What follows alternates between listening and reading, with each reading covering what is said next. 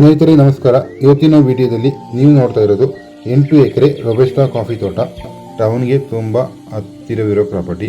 ಕೇವಲ 6 ಕಿಲೋಮೀಟರ್ ಇರೋದು, ಆದರೆ ಸ್ವಲ್ಪ ಸ್ಲೋಪ್ ಇರೋ ಜಾಗ. 30 ವರ್ಷದ ರೋಬಸ್ಟಾ ಕಾಫಿ ಗಿಡಗಳು. ಕಾಫಿ ಮತ್ತು ಕಾಳು ಮೆಣಸು ಮುಖ್ಯ ಬೆಳೆ. ಇಲ್ಲಿ ರೋಸ್ವುಡ್, ಟೀಕ್ವುಡ್ ಮತ್ತು ಹಲವು ಜಾತಿಯ ಕಾಡು ಮರಗಳಿವೆ.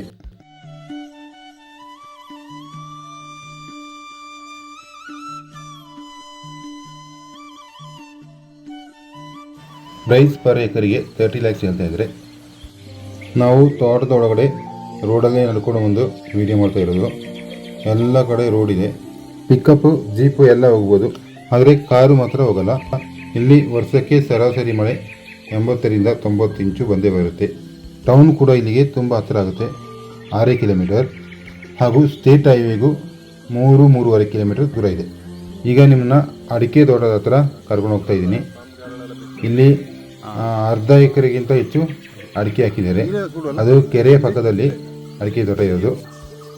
ನೋಡಿ, ಇದು ಕೆರೆ, ಇದ್ರ ಪಕ್ಕದಲ್ಲಿ ಆಚೆ ಒಂದು ಕೆರೆ ಇದೆ, ಅದು ದೊಡ್ಡ ಕೆರೆ.